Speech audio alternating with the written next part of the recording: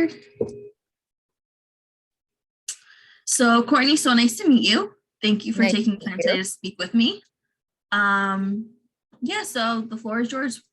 First question is who your journey is about and when did it start? Um, it started about, I want to say, what year are we in now? 2022. Um, it kind of started about 10 years ago, well, almost 10 years ago. But a little preface to that. I mean, like it's when I got married, but the actual grief process started like when I got divorced. So, I guess that it all started with my ex-husband. um, so I got married in 2013 to a guy that was what I thought was my best friend. And I mean, he was, but I learned through the short marriage that it was all based on a lie. Um, a little context here: my family has dealt with alcoholism, and our family runs really, really deep, and so I'm kind of sensitive to that. And I found out that my ex-husband was a raging alcoholic, and he hid it extremely well. But it got to a point where I couldn't even keep a roof over our head, and was like begging our landlords, like, listen, I don't know what's going on. I don't know where our money's going. I started like, like I said, like little breadcrumbs started dropping and the truth started to emerge. And, like I found out that he was like stealing money from me, and I found bottles in the spare room, behind couch cushions, all of this. Anyways, so I reached out to his sister, he was extremely close with, talking to her about it. I reached out to his mom, who divorced his dad over the same exact thing, expecting to get a little support, a little advice, but in turn, I got, well, you don't love him enough to stay with him. And it literally broke my heart. My gut told me that by staying in that marriage, I was going to be enabling him 100%. Like just me being there physically was going to be enabling him, not to mention all the turmoil that we would go through. And I told him, if you want to get some help, I will be down. I will be by your side through this whole thing. Like I will do it, like that's what I'm here for. I'm your wife, da, da, da. And, but he wasn't ready. He just wasn't ready. He didn't want to admit that he had a problem. And so I left. And at that point, I thought it was like the hardest thing I'd ever gone through. But for some reason in the moment, I guess when it comes down to like living or not living, like I think it's almost like this suit of armor came over me, and I just did what I had to do. Like, yes, it was hard, but it wasn't like, it's not like it sent me into a depression by any means, like now, did I cope with it in a very healthy way at that time? Probably not. But I did what I thought was best at the time. And I learned a few years later that he did end up, he crashed and burned, and, but he ended up getting the help that he needed. And he's actually to this day remained sober for, gosh, I don't know how many years it's been now. And he's been dating this girl that, seems to be, great for him. And anyways, that's not where we're going with this. But I did my job, like he finally got the help that he needed. And that's what the message that was being told to me was, that Courtney, you need to leave so that he can, like, it's like I loved him so much that I had to leave, and it sounds really weird to say that, but in my heart, I knew it was true. So, I lived the single life for, a few months. Like I planned on being single for a while just so that I could heal. But this guy started pursuing me, and I knew him. I mean, like I didn't know him well, but I knew a little bit about him and his background, and he used to be married, and I knew he was a womanizer and this and that. And I'm like, I just got out of a marriage. Like, I am not about this. I don't really want to go down that road with you. I mean, I know people can change, but I don't know what your healing process looked like. I don't know, you know what I mean? So Yeah. I was like, no, I'm good, you know. And he must have asked me like 7 times, you know, to go out on a date with him, showered me with gifts, like I was a queen and this and that. And finally I said, listen, if I say yes to going on a date with you, will you leave me alone? And it turned into a 3.5 year relationship. So basically I left one toxic relationship and entered another toxic relationship. Within 2 weeks, it was, I mean, like, even just the fights that we were having were worse than what I ever had with my ex-husband, you know. Oh, It was wow. just completely different. And even I remember specifically, like, it was like maybe a month after we started dating, the words toxic were even used. And I'm just like, that should have been a red flag for me, but I chose, I'm like, no, things will be better. And I'm a fixer. So like, you know, like I was like, no, if I just love him harder, if I just do the, you know, like it'll get better. God, was I wrong? So, and then I learned through that 3.5 year relationship what a narcissist was. I didn't even know what a narcissist was until I met him. And he is textbook narcissist, even to this day. But finally, on that 3.5 years, you know, police call after police call, like when we would get in a fight, he would call the cops and then leave. Not that anything was like, you know, like they needed to come, but that was just his out, you know. And they would come and I'd have to talk to them, and then they'd leave and he wouldn't come home for days. That was the routine. And so it was mentally, physically, and emotionally abusive. And I finally, the last time the cops came, they looked at me and I just started bawling, and they're like, Courtney, how much longer are you going to allow him to do this to you? Like, we come here, we talk to you, basically we sympathize with you, you know, like, and then, you know, in a few weeks or whatever, we're back and doing the same thing. Like, how long are you going to do this for? And I didn't. And I just said, I don't know. And I started to bawl and they left. Well, it was on Valentine's Day. So he left probably a couple days prior to that. And on Valentine's Day, I was at work, and I was coming home, and I knew that I had to go to my other job to wait tables that night. But I was on my way home from the dentist office, and I was like, man, I'm starting to think, like, when's the last time I had my period?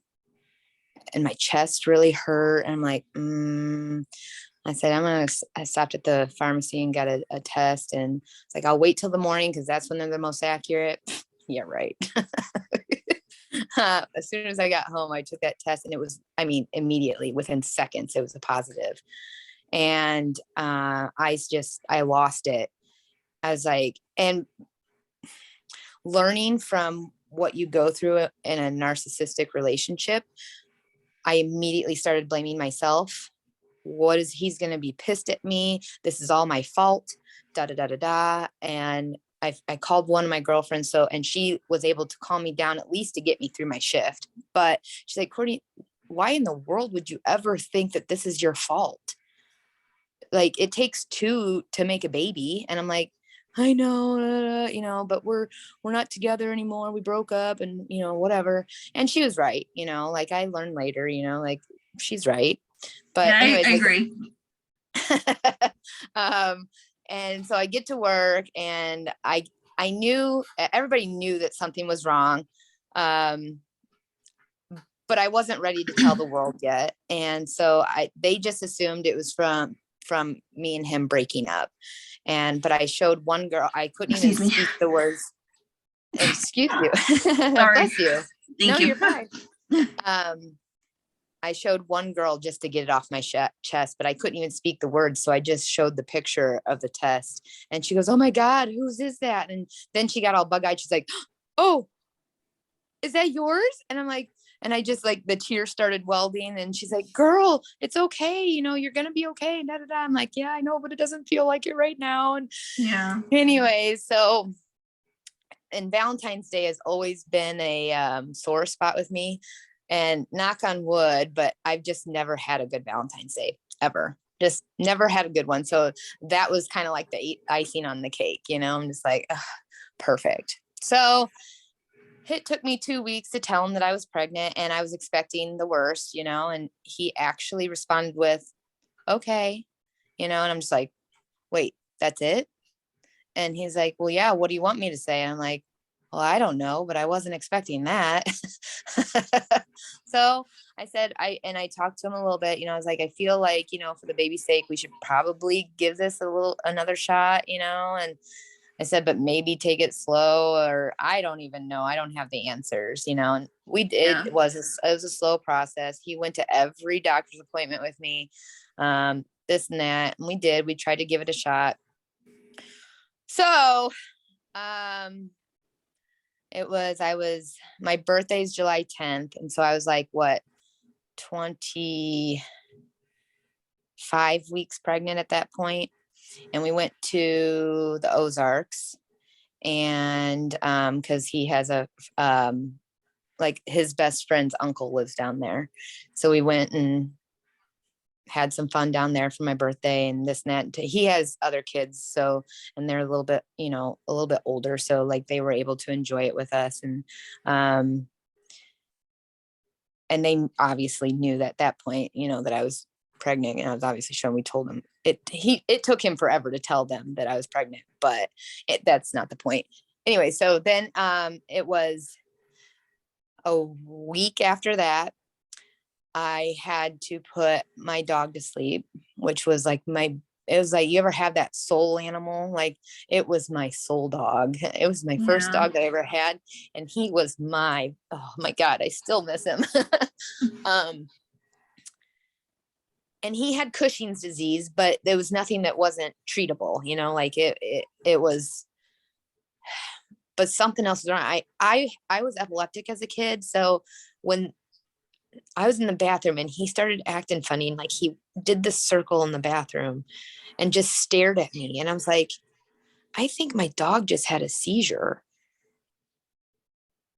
And so I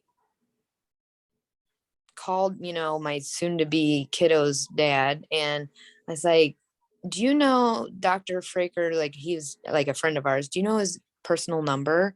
And he gave it to me. He happened to be in Colorado at the time, but he goes, why don't you just wait it out? And he helped me through the whole thing. He's like, let's not jump the gun here, Courtney. I don't think we're going to be putting your dog to sleep, you know? But I was like, I don't think I can handle this. I'm almost 7 months pregnant.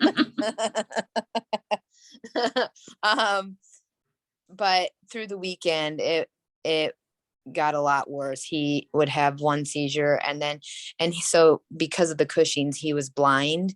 Oh, And so he'd get up and it was like a pinball machine. He'd go and then he'd run into one wall and then he'd turn around and go running. And it was literally breaking my heart. I'm like, I literally in my heart, like, can't keep you here out of selfishness, you know, like this is not a quality of life.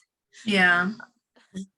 So I put him to sleep, and that was so hard. It took probably a solid week for me to like not cry myself to sleep, you know, cry during the day. That was super duper hard.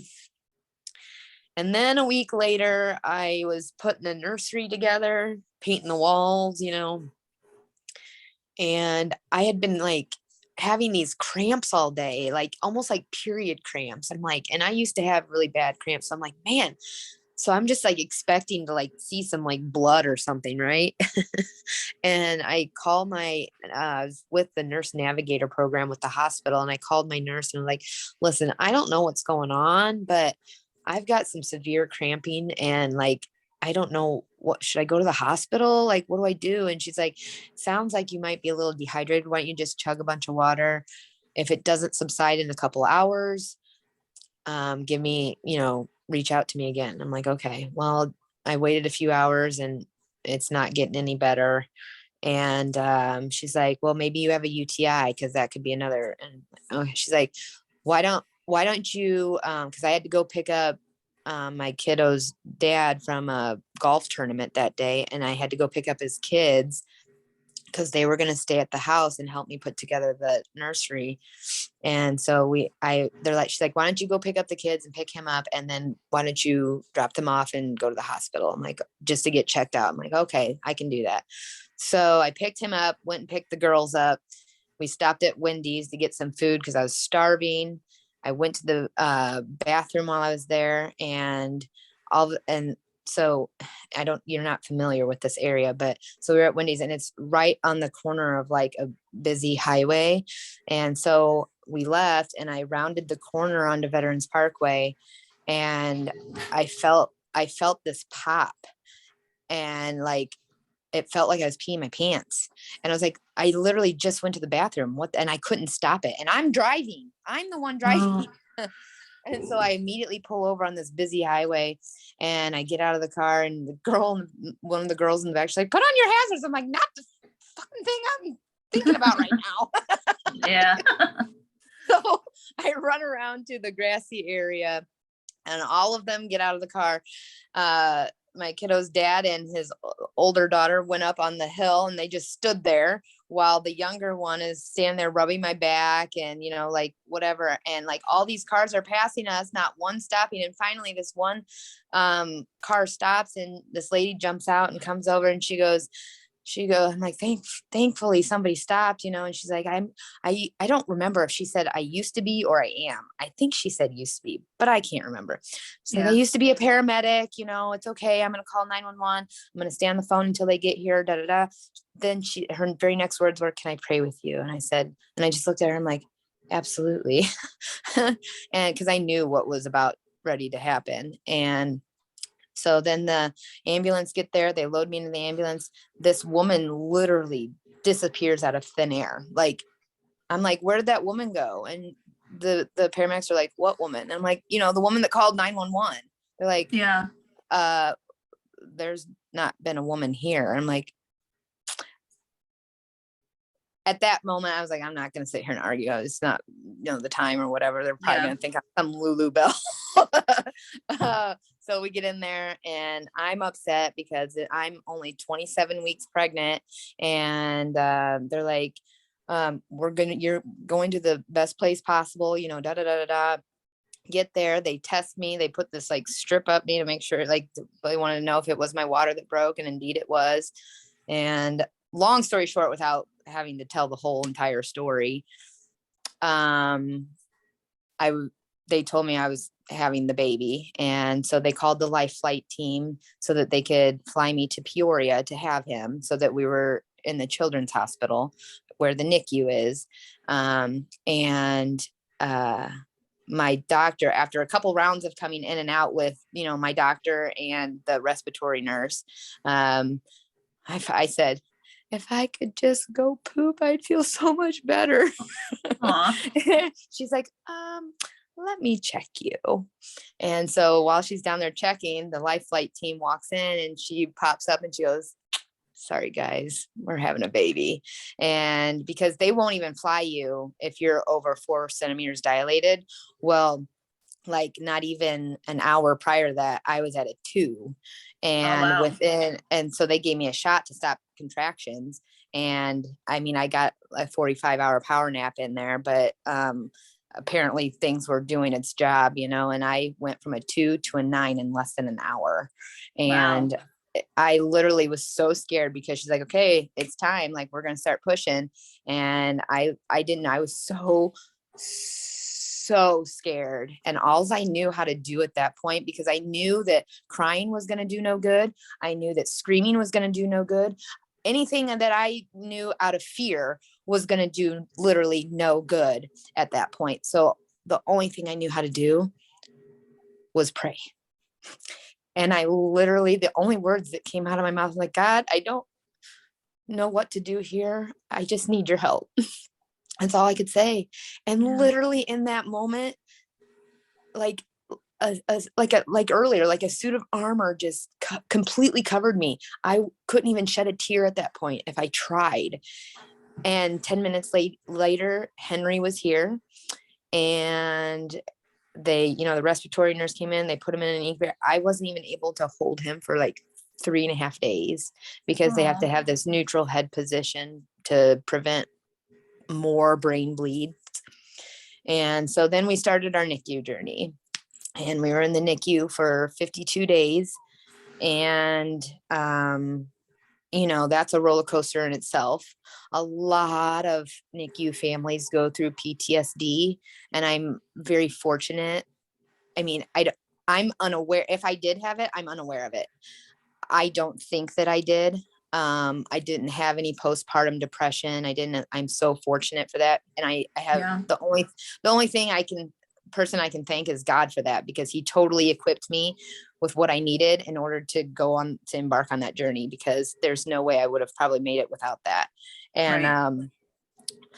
but what a lot of people fail to realize with that is that it's not just the NICU journey and you're having your baby early that you have to grieve. Like, there are so many other things that you grieve when having a baby that early. Yeah, you're scared because you don't know if your baby's going to make it and this and that, but it's other things. And other people might think they're trivial. And that's why I don't really talk a lot about it, because people look at me like, oh, Courtney, you should just be grateful that Henry's, okay, and blah, blah, blah, blah. I'm like, okay, clearly I'm not going to have this conversation with you, because you grieve the loss of a pregnancy. You grieve the loss of not being able to have a proper baby shower.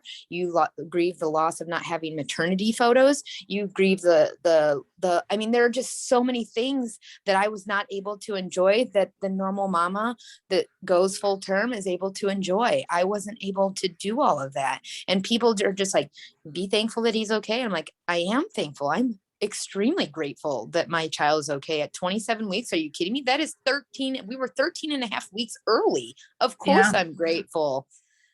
But you never going through this, you're never going to understand what I lost in that process, like I to this day. And that's why I just don't talk about it, because people just don't understand, it's completely different than losing someone, but it's a real thing. So my kiddo's 5.5 now, doing extremely well. You would never know that he was a premature baby. I stay, the inevitable happened. His dad and I, at 6 months old, and when he was 6 months old, I finally left for good. I knew that I was not going to put my child through all of that. I didn't care about me. It was my child. Like, I'm not going to raise my son to think that it's okay for a man to treat a woman that way. I'm not going to have him in a household where there's constant yelling and fighting and cops called and whatever the case may be. Like, not going to do it. I'm not going to allow his dad to leave for days on end and let him think that that's okay. So literally Henry gave me the strength to finally leave and be me. And him has probably been the most healthiest decision I've ever made, in my life. And I'm so Right. grateful that I had the strength to do it. So fast forward, I was single for a couple years, and I really wanted to start diving into personal growth and this and that, but I never really had. I'm sure it was fear-based, but I kind of tiptoed into it, like, Right. oh, as it comes, I'll grab a hold of it, Well, I meet this guy, actually. Well, he kind of flew across my path. I was at work, and he happened to be one of the UPS drivers. And I happened to go in the back, and I go, whoa, who's that? And we ended up dating, and we knew on the first date that we had found each other. Like, it was our forever person. And sorry, I might get emotional on this part. No problem. it moved really fast and it scared the both of us to, whatever. I mean, like it scared the living shit out of us. And so what do you do when you get that scared about in a relationship? Usually you part ways, right? And we did. We officially like broke up a week before Valentine's Day.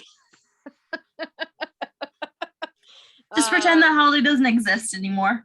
Right.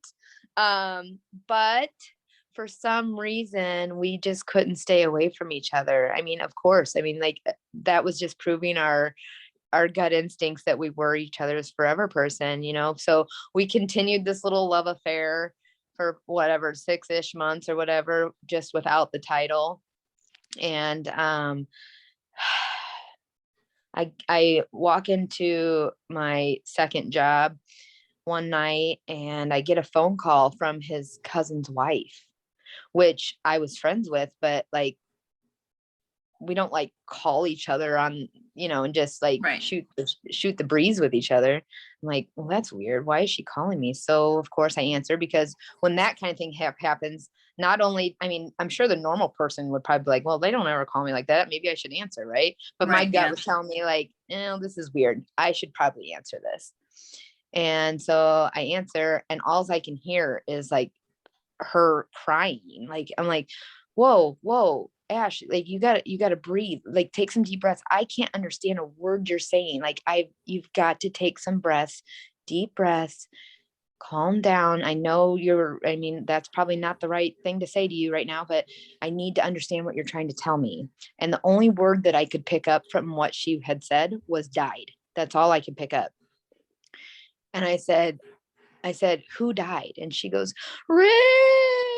And I was like, what?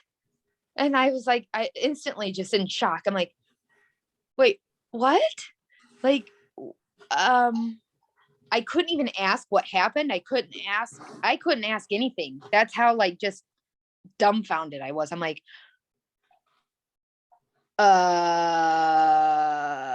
and I literally I'm standing in the back and all my coworkers are looking at me like, Courtney, are you okay? Like you're ghost white. And I couldn't speak. I literally could not speak. And my knees almost buckled. Luckily there was a chair right behind me and I fell on the chair. And I just said, Ash, I got to call you back. I just have to call you back. So for a few days, I didn't know what happened, but at that moment, I just went outside and I started bawling my eyes out. Hold on a second.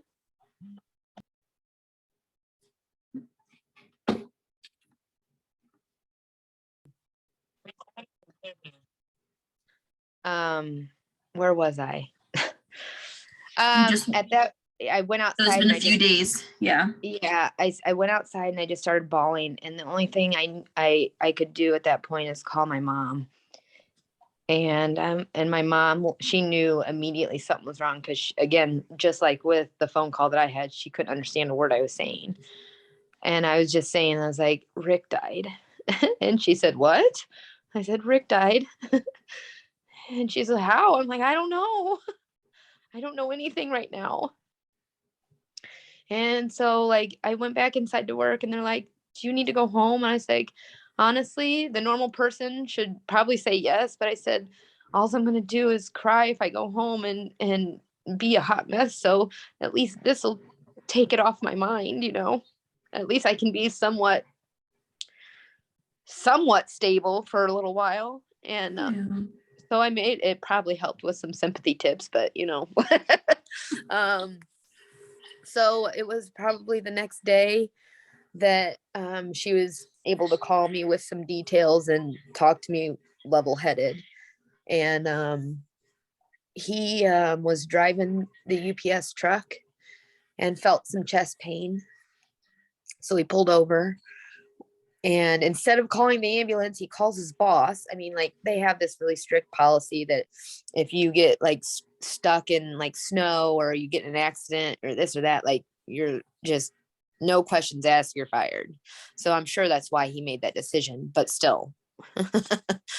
So his boss ended up calling, like she left to come find him wherever he was. And I don't even know that they have UPS or I mean like GPS devices in their trucks or not.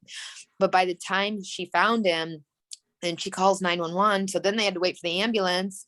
And I'm like, you could have saved a lot of time by just calling the ambulance before you got to him, but whatever. Yeah. I mean, they rushed him to the hospital.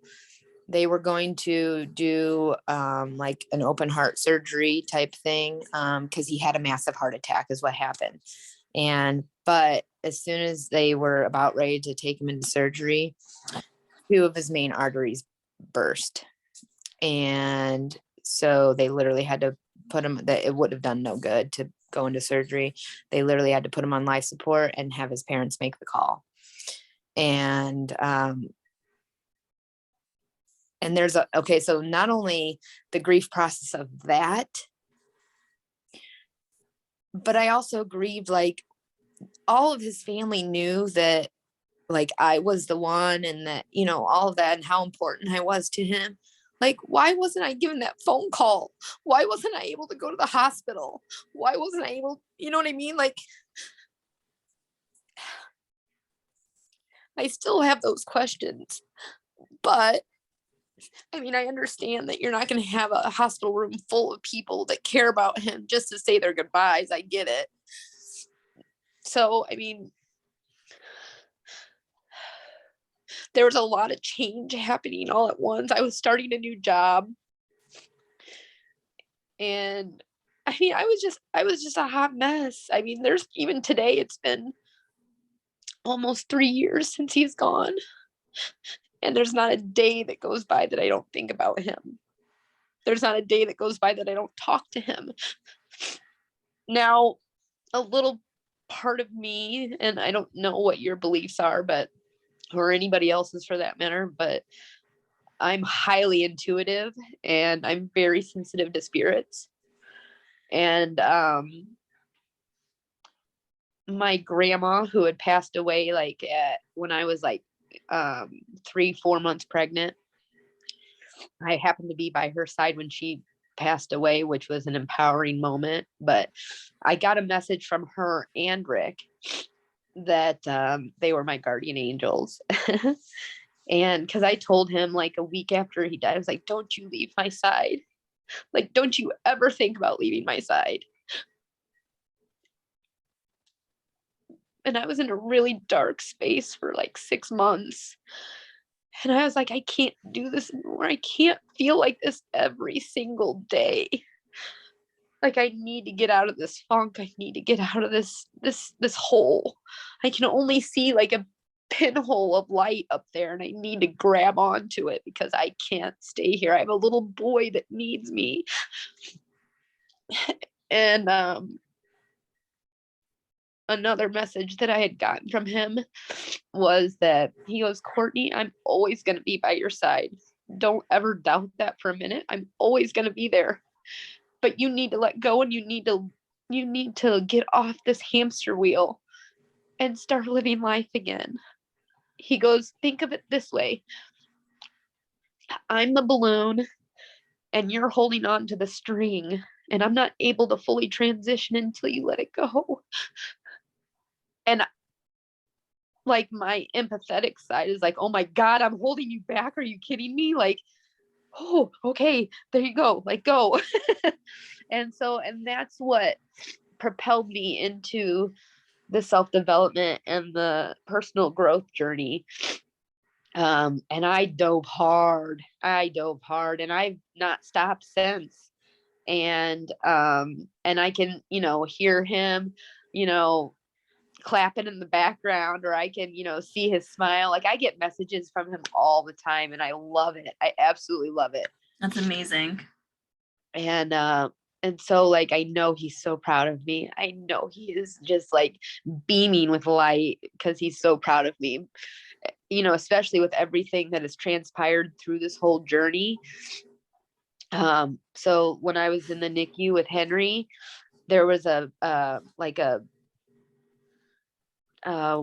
mission, a passion that was laid on my heart. And I thought it was absolutely freaking ridiculous. I was like, you want me to do what? That is insane. Like, yeah, right.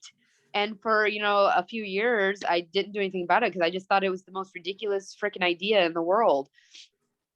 But What was the idea? I've always loved to fly, like in airplanes, and like they've always relaxed me. I'm at peace while I'm up there. And so the vision was to get my pilot's license and give back to the NICU community in that capacity. So what I want, being in the NICU, I learned that their milk banks are depleted very, very, very quickly. They rely on that breast milk for the first few days to a week of a NICU mama, because they have to wait for their milk to come in. So they rely on that donor milk. And so my vision is to be a courier of sorts and transport breast milk and medical supplies to NICUs around the country. And so I went on a, sorry, I should probably get a Kleenex. I went on a, so this is a kind of a funny story. I was talking to an old friend, and he invited me out to California to visit him. And I was like, yeah, no, I don't know that I'm gonna, like leave my kiddo for, I don't know. It just seemed really, yeah, not really that interested. But one morning, no joke, one morning, I wasn't dreaming about anything like of this, specific thing. I wasn't dreaming about it. I wasn't, like I had no messages. I mean, like nothing. Like I literally just woke up and felt this urge. Like I needed to book a flight to California to go see him. And I'm just like, what the I mean, like, like, I literally just told him no, because I just didn't really want to go, and now I'm getting this feeling that I should go. And so that's exactly what I did. Within the hour, I had plane tickets booked, because I've learned real quick that you listen to your gut instinct. You listen to that intuition, because they're leading you for a reason, right? Yeah. Well, I later found out that it was Rick pushing me to do it. He's the one that nudged me to go to California. And I am so thankful that he did, because it was a soul awakening trip. My friend that lives out there is kind of like on the same like vibe frequency as I am. And so we just ended up, it was an elongated weekend, and we just talked about anything and everything. And there was music, and, like, because he does music. I mean, like he sings and writes his own stuff, anyways. That's cool. I came back from this trip, and I literally, I'm like, why is this idea so ridiculous, Courtney? Why is it that you've been holding off for 3 years? Why is it so insane? So I literally just picked up the phone and I called and I asked a couple questions, and within a couple weeks, I became a student pilot. That's amazing. Yeah. So, and I'm still on the journey, but it's highly expensive. So like I've had to take a little bit of a hiatus, but yeah. So I'm a student pilot. So I'm starting my, I'm pursuing dream. I left my other job, at the restaurant, because it was no longer, what's the word? It wasn't serving me any other way but financially. And I know that money's not everything.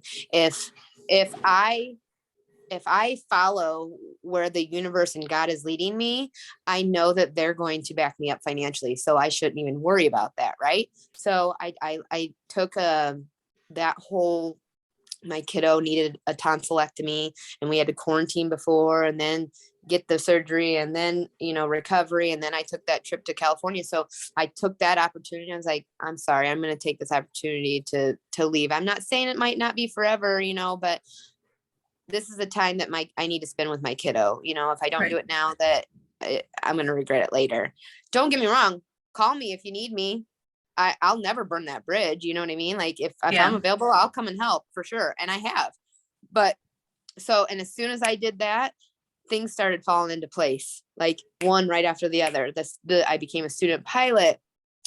I got into, like, I've always had this, people have asked me, because I'm so empathetic and so intuitive. They're like, have you ever thought of being like a Reiki healer or a theta healer? And I'm like, what are you talking about? Like, I'd never even heard of it. Right. So I did some research. I reached out to a friend who actually helped me with the whole like messages with Rick thing initially.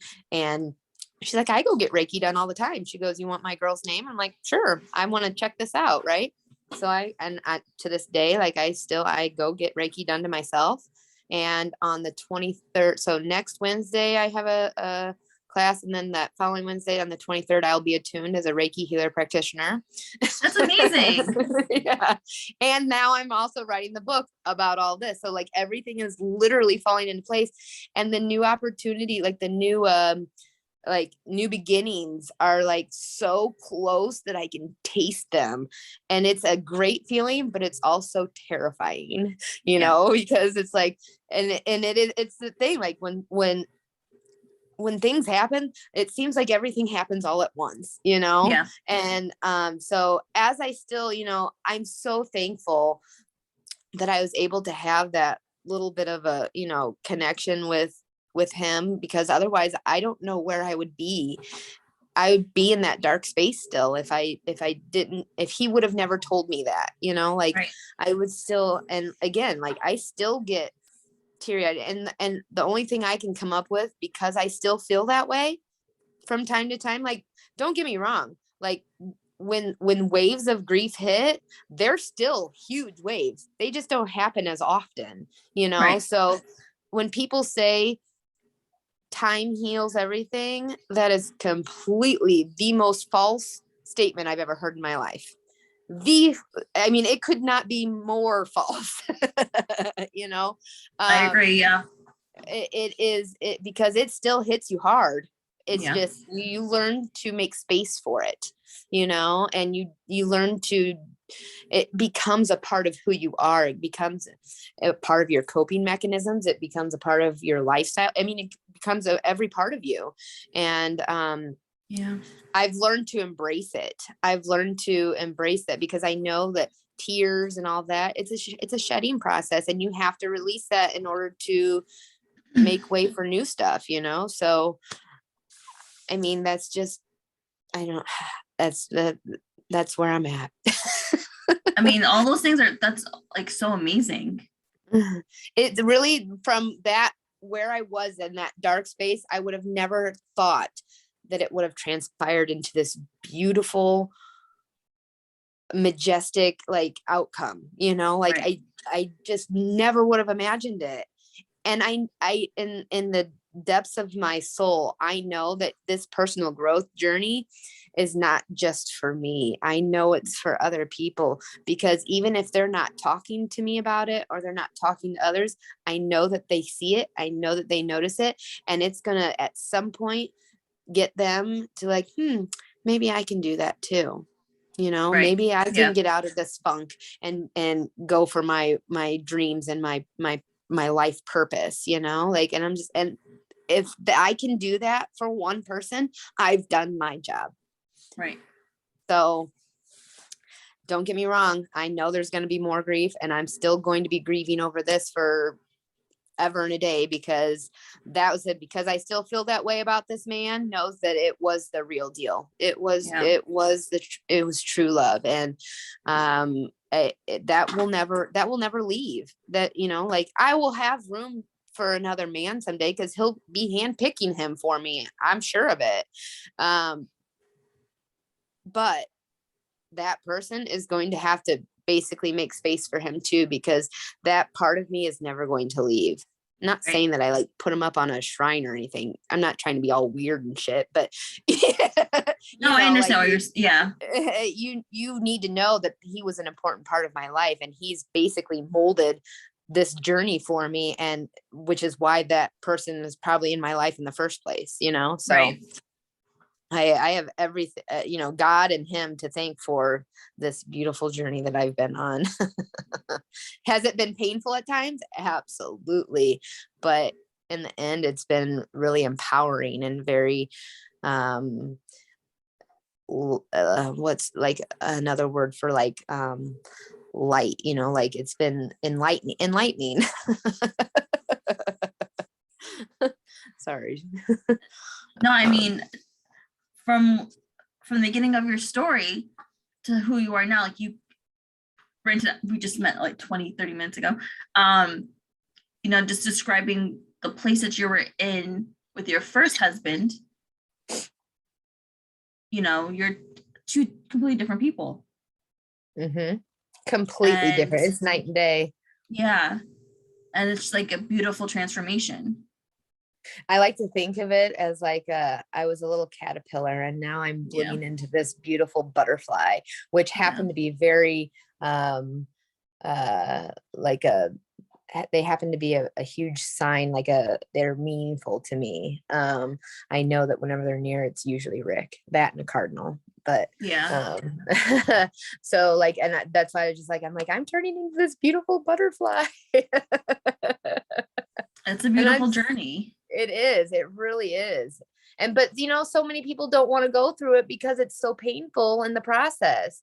It's not all painful, but there are painful moments, because even just having to grieve him has brought me to having to work on other aspects of my life. Like I'm now working on past traumas that I didn't even know existed, like childhood traumas and this and that. I'm like, wow, I didn't even realize that was a thing. Like I didn't know that I needed to deal with that. And it's just why I have certain behaviors and this and that. I'm just like, it was like a portal to like everything that I was supposed to do, everything that I was supposed to see and learn.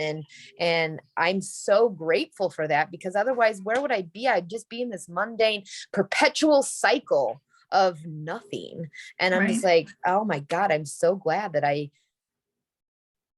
have the strength to embrace those hardships to get to that, because everything that you want is just on the other side of fear. And if you walk through that door, I'm telling you, it is the most beautiful place in the world.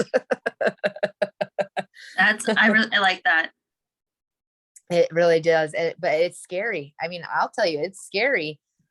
Yeah. But once you practice and learn how to embrace it, it gets easier. And it's almost like you crave that feeling of what it's going to feel like on the other side of that door, which then goes into manifestation and all that other stuff too. Cause it's like, ooh, I know I can have that. I just need to walk through that door. And you feel now what you would like, as if you already have it, and then walking through the door is easy. It's really cool. It's like what I was saying, before we hit record, how like my first video just explaining like my journey, why I started this, has turned into something so much bigger than I didn't think was ever going to happen. Yeah. Just because I decided, you know what, I need to tell my story. People need to hear. And here we are. Yeah, I know. And even as much, and see, like, I'm that person that like telling my story, talking about my problems or, whatever is very therapeutic for me. And it's not for everybody, but for me it is. Even if you don't give any advice or have any feedback, just me speaking it is therapeutic to me. Like I will probably most undoubtedly answer my own questions, but I just need that listening ear. And so even just telling the story, that in itself is huge. But when you tell that story, every time I tell this story, something new emerges from it. Like, at first it was just that trip to California or leaving my job, I'm like, and that was super scary. I'm like, oh my God, how am I going to live? Yeah. Things just started falling. And then again, like I'd tell the story to another person that I knew needed to hear it, and something new would happen, so I feel like for me, and you for that matter, like the more you tell the story, something new is going to come from it each time you do it. And you're going to be like, whoa, where'd that come from? It's awesome. It really is. And you just have to, I don't know, like I get a little excited about it. Yeah. I mean, your positivity is like so contagious. I try. Some people, I'll be really honest. Some people think it's annoyingly, they call me like, you're so annoyingly positive. Yeah, but I I'd rather never, have someone be annoyingly positive than annoyingly like depressive all the time. well, I mean this in the way of like, Not to be even, mean, but oh no, I don't take it in a negative way, but I feel like some people are like, sometimes you're just not realistic. And I'm like, you know what? If you've gone through the journey that I've went in and have the mindset that I do, sometimes being realistic and thinking in logic is just not what you're supposed to do. You have to be on a higher frequency in order to get what you fucking want. So maybe you should try it. yeah.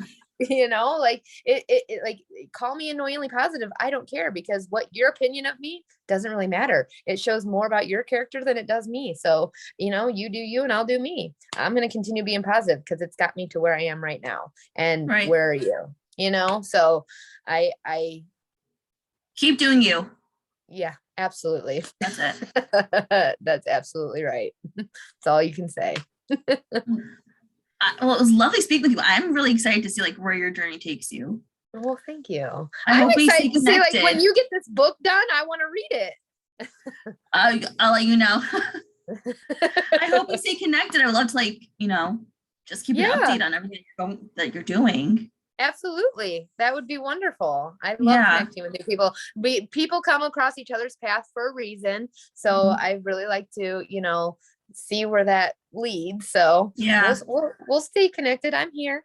Awesome. It was lovely, lovely, lovely chatting. Yes, and it hearing was your really story. good. Thank you for sharing, your story with me. Absolutely. And send me that link, because I know that I do have a couple friends that would love to watch it. So. Okay, awesome. Yeah, I'll do that as soon as we sign off. Awesome. It was All really right. good to meet you. You too.